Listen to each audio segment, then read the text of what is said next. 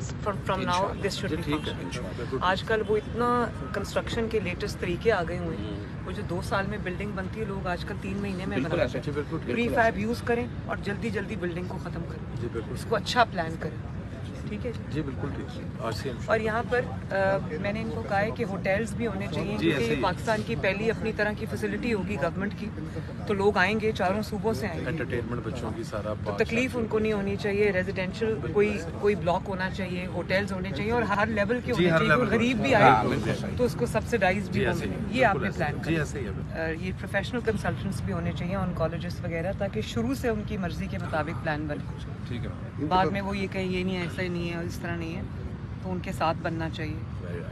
Madam आप एक committee के अंदर ITAP होगा, हम कंसल्टेंट भी जाएंगे, इनके पास भी डॉक्टर नार को बीच में डालें और 1 साल में ये हॉस्पिटल बन के फंक्शनल हो जाना चाहिए।